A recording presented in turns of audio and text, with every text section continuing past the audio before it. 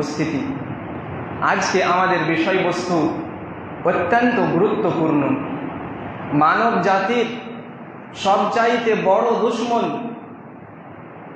আদম আলাইহিস সালাম থেকে নিয়ে শুরু করে কিয়ামত পর্যন্ত যত মানুষ এসেছে সবার ক্ষেত্রে আমার আপনার সবার জন্য সবচাইতে বড় দুশমন চিরশত্রু, যেই শত্রুর সম্পর্কে আল্লাহ রাব্বুল আলামিন কুরআনে কারিমে বিশেষভাবে সতর্ক সাবধান করেছেন এবং সেই শত্রুর অনিষ্ট থেকে, সেই শত্রুর ক্ষয়ক্ষতি থেকে আল্লাহ রাব্বুল আলামিন আশ্রয় কামনা করার নির্দেশ দিয়েছেন।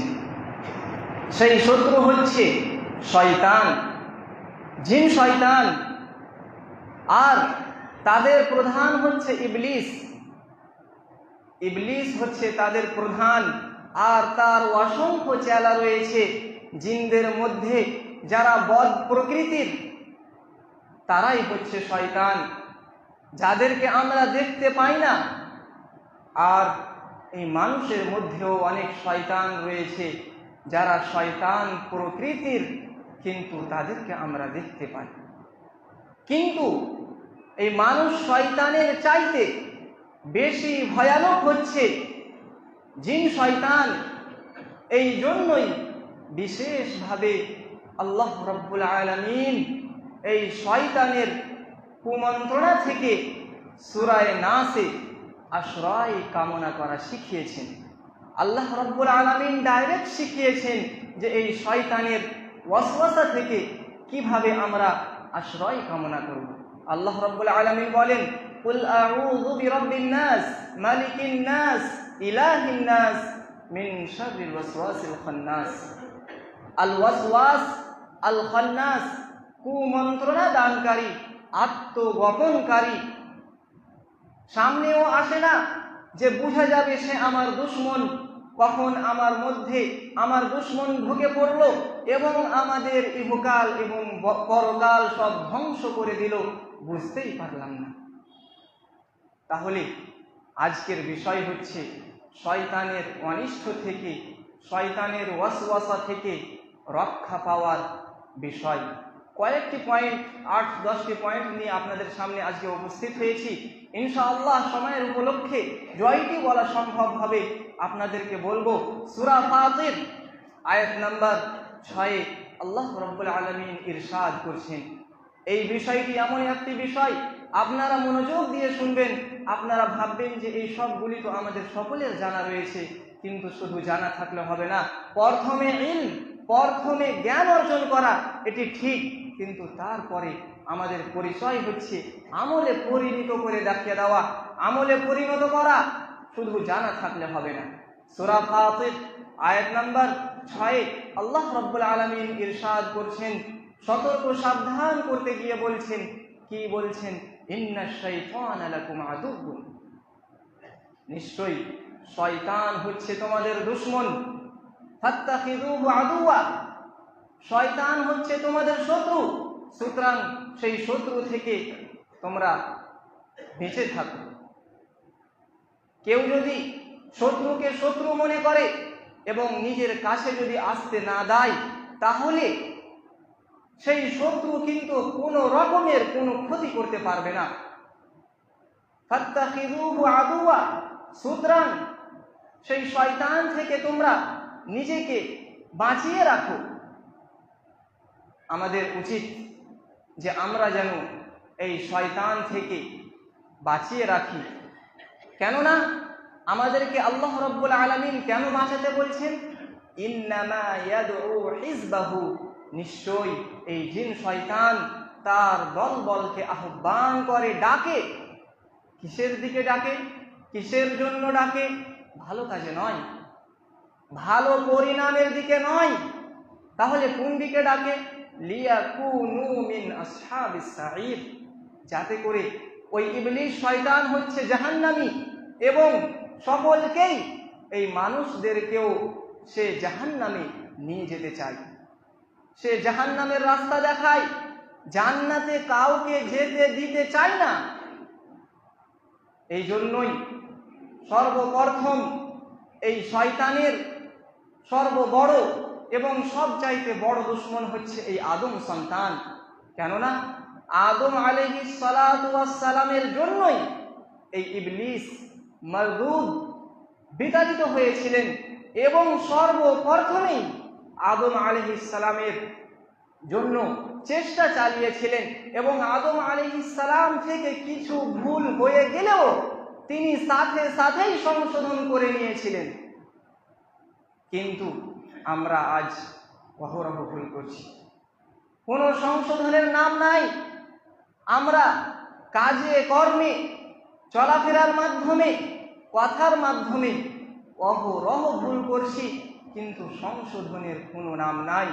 আদম আলাইহিস সালাম তিনার দ্বারাও অল্প একটু ভুল হলেও তিনি সাথে সাথে সংশোধন করে নিয়েছিলেন এবং শয়তান সেই চেষ্টায় ব্যর্থ হয়েছিল। তাহলে আমাদেরও উচিত যেন আমরা সকলেই আমাদের যদি কোনো রকমের কিছু ভুল হয়ে যায় সাথে সাথেই যেন আমরা সংশোধন করে নিই। নিশ্চয়ই আল্লাহ রাব্বুল আলামিন ক্ষমাশীল, আমাদেরকে ক্ষমা করবেন। সূরা বাকারার 208 নম্বর আয়াতে সমস্ত মুমিন মুসলিমকে সম্বোধন করে আল্লাহ রাব্বুল আলামিন বলছেন, কি বলছেন? ইয়া আইয়ুহাল্লাযীনা আমানু, হে ঈমানদারগণ, হে মুমিনগণ, উদখুলু ফিস সিলমি কাফা, অর্থাৎ তোমরা ইসলামে পুরোপুরিভাবে পূর্ণরূপে প্রবেশ করো।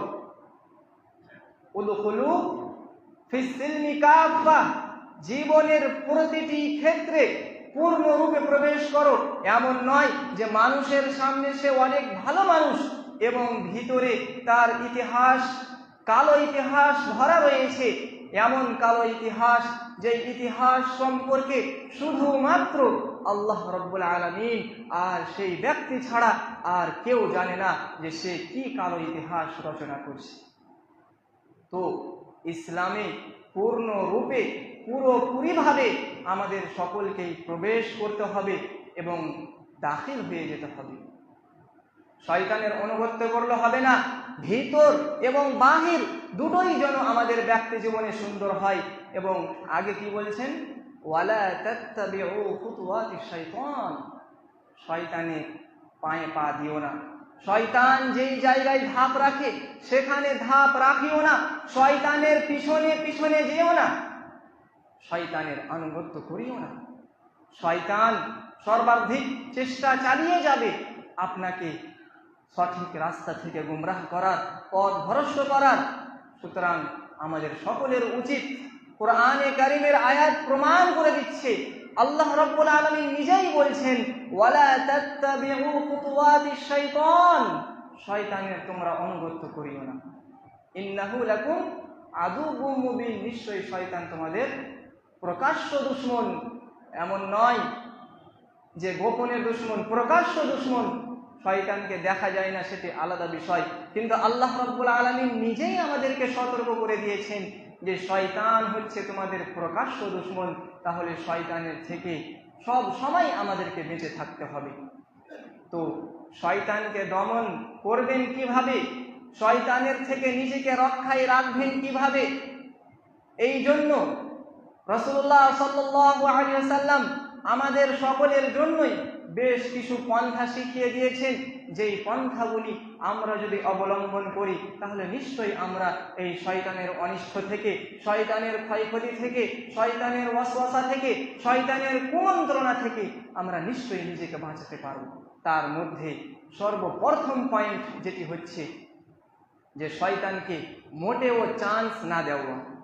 শয়তান আপনার আশেপাশে আসবে, আপনাকে গুমরাহ করার, আপনাকে পথ ভ্রষ্ট করার চেষ্টা করবে, সর্বাধিক চেষ্টা করবে, সব সময় চেষ্টা করবে যে আপনাকে সে আল্লাহর রাস্তা থেকে ভুল পথে, শয়তানের রাস্তায়, জিন শয়তানের রাস্তায়, মানুষ শয়তান যারা রয়েছে তাদের রাস্তায় এবং জাহান্নামে নিয়ে যেতে চাইবে।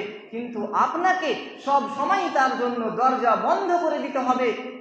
যেমন আদম আলাইহিস সালাম তার জন্য দরজা বন্ধ করে দিয়েছিলেন এবং সেখানে আদম আলাইহিস সালাম তাকে ব্যর্থ করেছিলেন, তেমনি আমাদেরকেও আমাদের জীবনে যখন শয়তান আমাদের কাছে আসবে সাথে সাথে দরজা বন্ধ করে দিতে হবে। তার মধ্যে একটি হচ্ছে ফজরের সময় যখন আপনার ঘুম ভাঙতে যাচ্ছে সেই সময় শয়তান আপনার কাছে আসবে। আর হাদিসের মধ্যে রয়েছে সহিহ বুখারী ও মুসলিমের হাদিস, খুব গুরুত্বপূর্ণ হাদিস। হাদিসটি নবী সাল্লাল্লাহু আলাইহি ওয়াসাল্লাম বলেছেন যে ইয়াকিদুশ শাইতানু আলা কাফিয়াতি রাসি আহাদিকুম ইযা হুয়া নামা সালাসা উকাদিন, অর্থাৎ শয়তান মানুষের মধ্যে তিনটি গিরা লাগায়। কখন? যখন মানুষ ঘুমাতে যায় তখন তিনটি গিরা লাগায়। কোথায় গিরা লাগায়? গর্দনে গিরা লাগায়। কোন জায়গায়? হাদিসের মধ্যে রয়েছে কাফিয়া।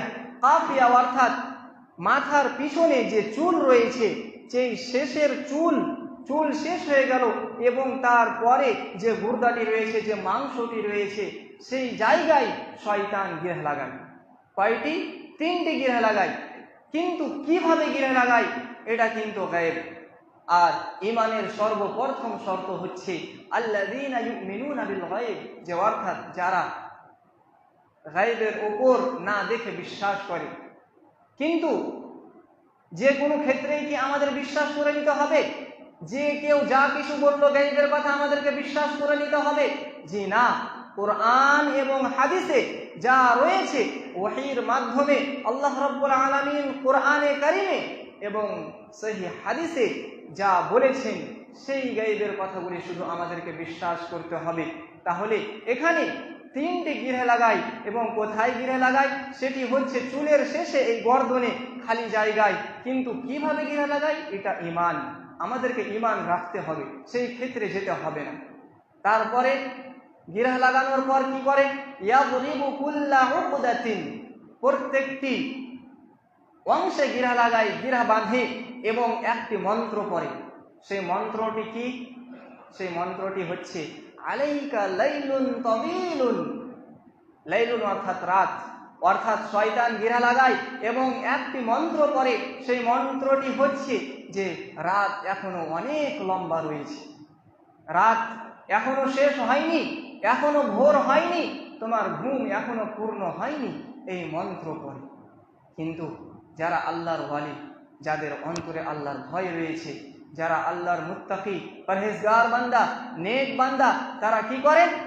শয়তানের ডাকে সাড়া দেয় না, শয়তান মন্ত্র পড়েই যাচ্ছে, আলাইকা লাইলুন তাওয়ীলুন, রাত এখনো অনেক লম্বা, এখনো ভোর হয়নি, এখনো তোমার ঘুম পূর্ণ হয়নি। কিন্তু যারা আল্লাহর বান্দা তারা কি করে? ফাইনিস্তাইকাযা, তার আগে আরেকটি হাদিস, তার আগে আরেকটি বাক্য ছুটে যাচ্ছে, সেটি হচ্ছে যে ফারকুদ, অর্থাৎ তুমি ঘুমাও, রাত এখনো শেষ হয়নি, ফারকুদ, তুমি ঘুমাও। তারপরে যারা নেক বান্দা তারা কি করে? ফাইনিস্তাইকাযা, তারা কিন্তু জেগে যায়।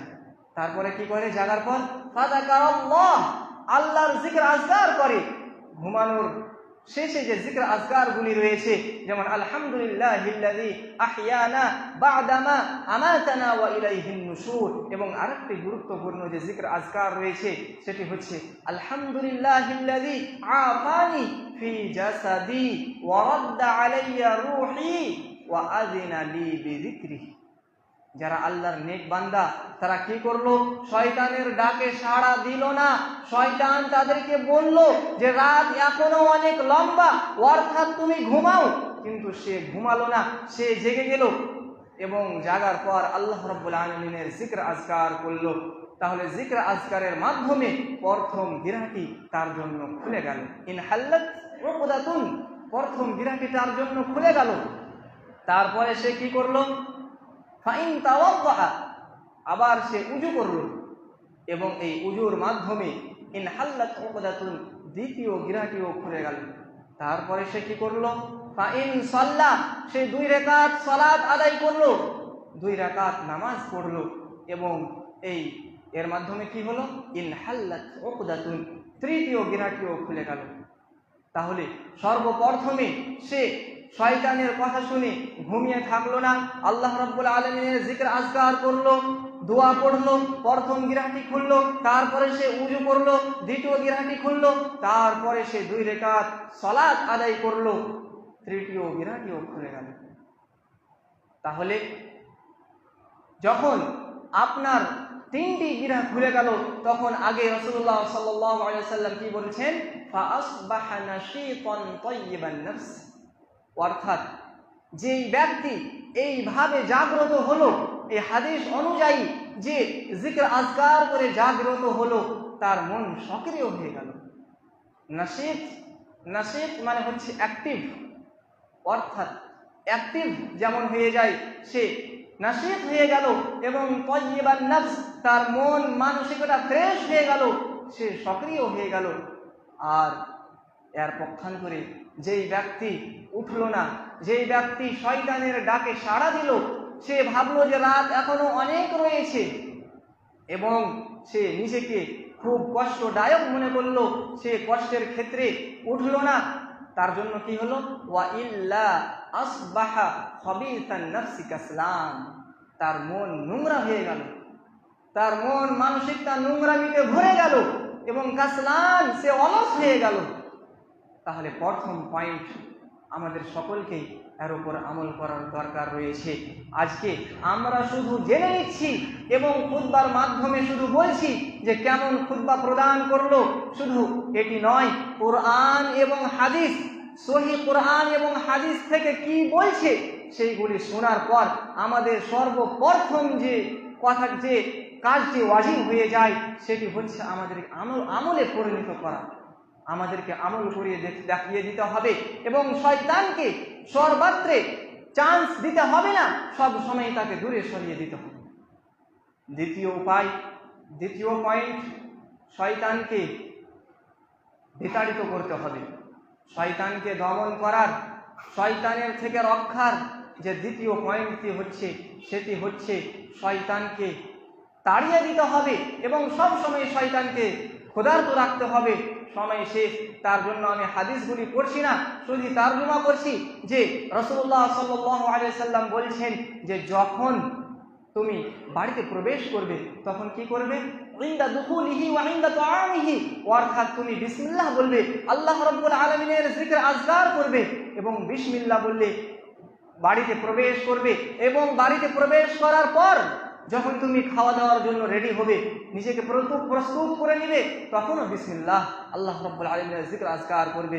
তখন শয়তান কি বলবে, ক্বালা শাইতানু লা মাবিতা লাকুম ওয়ালা আশা, অর্থাৎ এখানে খাবারও পাওয়া যাবে না এবং এখানে রাত কাটানোও যাবে না।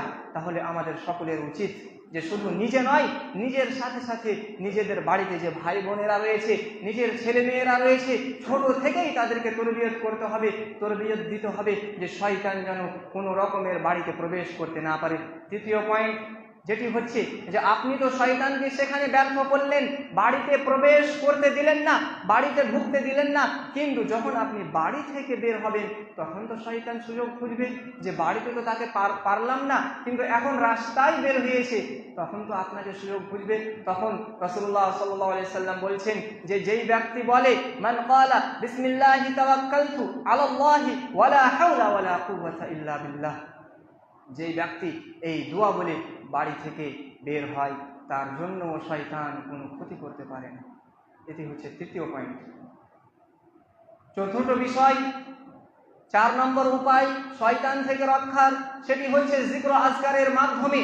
আপনাকে সব সময় শয়তানের থেকে রক্ষায় থাকতে হবে এবং আল্লাহ রাব্বুল আলামিনের কাছে পানাহ চাইতে হবে। রাসূলুল্লাহ সাল্লাল্লাহু আলাইহি ওয়াসাল্লাম বলেছেন, লা ইলাহা ইল্লাল্লাহু ওয়াহদাহু লা শারীকা লাহু, লাহুল মুলকু ওয়া লাহুল হামদু ওয়া হুয়া আলা কুল্লি শাইইন কাদির, আল্লাহ ছাড়া কোনো সত্য মাবুদ নেই এবং লা ইলাহা ইল্লাল্লাহু ওয়াহদাহু লা শারীকা লাহু, তিনি এক ও একক এবং যার কোনো শরীক নেই, লাহুল মুলক, তার জন্যই সব মালিকানা, সব রাজত্ব, ওয়া লাহুল হামদু, এবং তার জন্যই সমস্ত রকমের প্রশংসা, ওয়া হুয়া আলা কুল্লি শাইইন কাদির, এবং তিনি সব জিনিসের উপর ক্ষমতাশীল, ক্ষমতাবান। এই জিক্র আজকারটি ফি ইয়াউমিন মিআতা মাররা, যে 100 বার পড়ে তাহলে তার জন্য উপকারিতা রয়েছে 4টি। তার জন্য 4টি উপকারিতা রয়েছে। 100 বার, শুধু 100 বার পড়তে আপনি যদি সঠিকভাবে লা ইলাহা ইল্লাল্লাহু ওয়াহদাহু লা শারীকা লাহু লাহুল মুলকু ওয়া লাহুল হামদু ওয়া হুয়া আলা কুল্লি শাইইন কাদির, এই জিকিরটি যদি আপনি 100 বার পড়েন তাহলে বেশি থেকে বেশি আপনাকে 6 থেকে 7 মিনিট সময় লাগবে। আর এমনটি নয় যে আপনাকে মসজিদের ভিতরেই পড়তে হবে, এমনটিও নয় যে আপনাকে একবারেই পড়ে শেষ করতে হবে। জি না, আপনি 20 বার পড়েন, 50 বার পড়েন, বাড়ি থেকে আপনার এই মসজিদ আসতেই 5-7 মিনিট লেগে যায়, আপনি যাওয়া আসার সময় পড়েন, আপনি সকালবেলায় ওয়াকিং করেন সেখানে পড়েন, আপনি যে কোনো কাজ কর্মে এই দোয়াটি শুধু 100 বার যদি আপনি পড়তে পারেন তাহলে আপনার উপকারিতা, তার মধ্যে সর্বপ্রথমটি হচ্ছে কানাত লাহু আদলু আশরি রিকাবি, যে আপনি 10টি গোলাম স্বাধীন করার সমান সওয়াব পাবেন। 10টি গোলাম কম নয়। আমরা আজ গোলামের মর্যাদা যতই আপনাকে বুঝিয়ে দিই আমরা বুঝতে পারবো না। নবী সাল্লাল্লাহু আলাইহি সাল্লামের যুগে এক সাহাবী সালমান ফারসি রাদিয়াল্লাহু তাআলা আনহু তিনি সঠিক ইসলামের জন্য বেরিয়েছিলেন এবং রাস্তায় তিনি ছিলেন অগ্নিপূজকের ছেলে সালমান ফারসি রাদিয়াল্লাহু তাআলা আনহু, তিনি সঠিক ধর্মকে বেছে নেওয়ার জন্য অনেক খোঁজে বেরিয়ে যান, কিন্তু অনেক জায়গায় তাকে অনেকেই গোলাম বানিয়ে নেই, দাসী বানিয়ে নেই, এবং সর্বশেষে সে আল্লাহ রাব্বুল আলামিনের অশেষ দয়ায় মদিনার বুকে এক ইহুদির গোলাম হয়ে থাকে এবং সে ইসলামের শরীয়ত অনুযায়ী যে আপনি গোলামের কাছ থেকে যদি মালিক যদি আপনাকে রেহাই না করে, আজাদ না করে, তাহলে আপনি তার সাথে মুকাতাবা অর্থাৎ লিখিত অবস্থায় মুকাতাবা করতে পারেন যে আমি আপনাকে এত টাকা বা এতটি জিনিস দেব এবং মালিক এবং আপনি দুজনেই যেন রাজি হয়ে যান। তো তার ওপর সালমান ফারসি তিনি ইসলাম তো নিয়ে এলেন, কিন্তু তিনি এক ইহুদির দাসী ছিলেন, গোলাম ছিলেন, তার জন্য তিনার মুকাতাবা অর্থাৎ আজাদ যে তিনি হবেন তার জন্য 300টি খেজুরের গাছ শর্তে রাখা হলো এবং 40 উকিয়া। 300টি খেজুরের গাছ এখানে নাই এবং 40 উকিয়া, একটি উকিয়া পরিমাণ 40টি দিরহাম আর 40টি উকিয়া পরিমাণ 1600 দিরহাম। তাহলে কত হতে পারে? নবী সাল্লাল্লাহু আলাইহি সাল্লাম তার এই চেষ্টা দেখে সঠিক ধর্মকে বেছে নেওয়ার জন্য যে তিনি বেরিয়েছিলেন, তার অত ধন সম্পদ ছিল, সেই সব ত্যাগ করে তিনি এসেছিলেন। এই চেষ্টা দেখে নবী সাল্লাল্লাহু আলাইহি সাল্লাম তাদেরকে সাহাবীদেরকেও আদেশ দিলেন যে সালমান ফারসি রাদিয়াল্লাহু তাআলা আনহুকে তোমরা দান করো। কেউ 30টি খেজুরের গাছ, কেউ 20টি খেজুরের গাছ দান করেছিলেন এবং শেষ পর্যন্ত 300টি খেজুরের গাছ যখন হয়ে গেল তখন নবী সাল্লাল্লাহু আলাইহি সাল্লাম আদেশ করলেন যে গাঢ়া করো, এবং নবী সাল্লাল্লাহু আলাইহি সাল্লাম নিজেই হাতে সেই গাছগুলিকে লাগিয়েছিলেন এবং একটিও গাছ ব্যর্থ যায়নি, সকল গাছ হয়ে গিয়েছিল। তাহলে একটি গোলাম তিনি আজাদি নিতে গিয়ে কত কষ্ট করলেন এবং 40টি উকিয়া অর্থাৎ 1600 দিরহাম এত আসে। তাহলে 10টি গোলাম আজাদ করার সময় আপনি নেকি পেলেন। এবং দ্বিতীয় নম্বর হচ্ছে ওয়াকুতিবা লাহু মিআতু হাসানাতিন, 100টি নেকি আপনার জন্য লেখা হবে। 100টি নেকিও কম নয়। ওয়া মুহিয়াত আনহু মিআতু সাইয়্যাতিন, এবং 100টি গুনাহ আপনার জন্য মোচন করে দেওয়া হবে। এবং সেই দিন এই ব্যক্তির চাইতে যেই ব্যক্তি এই দোয়াটি পড়লো লা ইলাহা ইল্লাল্লাহু ওয়াহদাহু লা শারীকা লাহু লাহুল মুলকু ওয়া লাহুল হামদু ওয়া হুয়া আলা কুল্লি শাইইন কাদির, সেই দিন এই ব্যক্তির চাইতে বেশি নেকি কেউ আর করতে পারবে না, কিন্তু সেই ব্যক্তি ছাড়া যে এই ব্যক্তির চাইতে আরো বেশি আমল করলো, অর্থাৎ এই দোয়াটিও করলো, গরিব মিসকিনকে খাবার দিল, অসহায় বিধবাকে খাবার দিল, অসহায় ইয়াতীমদের দেখরেখ করলো, লালন পালন করলো, তাহলে তার থেকে তো তার নেকি বেশি হবে। তাহলে কত গুরুত্বপূর্ণ একটি ইবাদত। আর একটি পয়েন্ট সেটি হচ্ছে যে সূরা বাকারার শেষ যে 2টি অংশ, 2টি আয়াত রয়েছে, এই আয়াত যদি আপনি তেলাওয়াত করে ঘুমাতে পারেন তাহলে আপনি আপনার জন্য একটি ফেরেশতা নিগরান এবং হেফাজতকারী হয়ে যাবেন এবং শয়তান আপনার কোনো রকমের কোনো ক্ষতি করতে পারবে না। আর একটি পয়েন্ট হচ্ছে যে আপনি সুন্নত তরিকা অনুযায়ী সূরাতুল ফালাক, সূরা নাস, সূরা আহাদ, ইখলাস অর্থাৎ এই 3টি সূরা যেই ব্যক্তি নিয়মিত যেই জায়গাগুলিতে পড়া সুন্নত রয়েছে সেই জায়গাগুলিতে যদি আপনি পড়েন তাহলে আপনার দায়িত্ব আল্লাহ রাব্বুল আলামিন নিয়ে নেবেন। পরিশেষে আল্লাহ রাব্বুল আলামিনের কাছে দোয়া করি যে আল্লাহ রাব্বুল আলামিন যেন আমাদেরকে যতগুলি এই পয়েন্ট আপনাদেরকে গণালাম তার প্রতি আমল করার তৌফিক দান করেন, আমিন। আরেকটি কথা, সেটি হচ্ছে যে একটি হচ্ছে ফরজ, আরেকটি হচ্ছে সুন্নত। ফরজ আপনাকে সর্বত্রই করতেই হবে, না করলে আপনি গুনাহ পাবেন, এবং আরেকটি হচ্ছে সুন্নাত। সুন্নাত আপনি করলে ইনশাআল্লাহ ভালো নেকি রয়েছে, না করলে কোনো গুনাহগার নয় আপনি। আর আপনার জন্য যিনি ইমাম অর্থাৎ আপনার জন্য উসওয়া হাসানা, আইডিয়াল, তিনি আপনার জন্য আপনাকে সঠিক বললে আপনাকে মানতে হবে। এমনটি নয় যে আমরা অনেক আগে থেকেই আমল করে চলে আসছি অর্থাৎ আমরা তার উপরেই এড়ে থাকবো, এমনটি নয়। সেটি বিষয়টি হচ্ছে যে সূরাতুল আলা, সাব্বিহিসমা রাব্বিকাল আলা, এরপরে সুবহান রাব্বিয়াল আলা, এটি আপনি পড়তে পারেন, কোনো অসুবিধা নাই। এই জায়গায় আপনি যা বলা রয়েছে এখানে আপনি পড়তে পারেন, কিন্তু তারপরে আবার সূরাতুল কিয়ামাহ, লা উকসিমু বিয়াউমিল কিয়ামাহ, এরপরেও সুবহানাকা ফাবালা, এটিও আপনি পড়তে পারেন। তারপরে ফাবিআইয়ি আলাই রাব্বিকুমা তুকাযিবান, এর পরিবর্তে যা রয়েছে আপনি পড়তে পারেন। এই তিন জায়গায় আপনি পড়তে পারেন, কিন্তু সূরা ৩ এই জায়গায় কিন্তু পড়ার কোনো হাদিস নাই এবং আপনার জন্য জায়েজও নাই। এবং সূরাতুল গাশিয়াহ, ইন্না ইলাইনা ইয়াবাহুম সুম্মা ইন্না আলাইনা হিসাবাহুম, এর পরিবর্তে আপনারা যা বলেন এটিও পড়ার কোনো হাদিসও নাই এবং জায়েজও নয়। তাহলে আপনি প্রথম তিন জায়গায় পড়তে পারেন, সূরাতুল আলা, সূরাতুল কিয়ামাহ এবং সূরাতুর রহমান, কিন্তু পড়তে পারেন কখন এটি জানার বিষয় রয়েছে। যখন আপনি এমনি সময় কাউকে পড়তে দেখলেন বা নিজে পড়লেন তখন আপনি পড়তে পারেন। আর ইমামের ক্ষেত্রে ইমাম যখন নামাজ পড়াবে তখন যদি আপনাকে সময় দেয় তাহলেই আপনি পড়তে পারবেন, কিন্তু ইমাম যদি কিরাত না থামায়, যদি সময় আপনাকে না দেয়, তাহলে পড়ার কোনো নিয়ম নাই, পড়ার কোনো জায়েজ কোনো সমূহ নাই। তাহলে আমরা সব সময় রব্বুল আলামিনের কাছে দোয়া করি, হে আলামিন, তুমি আমাদেরকে সব সময় সঠিক ইসলামের উপর টিকিয়ে রাখার তৌফিক দান করো, আমিন। হে রব্বুল আলামিন, আমাদের মধ্যে যারা অসুস্থ ব্যক্তি রয়েছে তাদেরকে তুমি শিফায়ে কামিলা আজিলা দান করো। হে রব্বুল আলামিন, তুমি আমাদেরকে নিয়মিত 5 ওয়াক্তের নামাজি বানাও এবং আমাদের জিকির আজকারগুলি, আমাদের ইবাদতগুলি তুমি কবুল করো। আকুলু কওলি হাযা ওয়া আস্তাগফিরুল্লাহ লি ওয়া লাকুম ওয়া লিসাইরিল মুসলিমিন।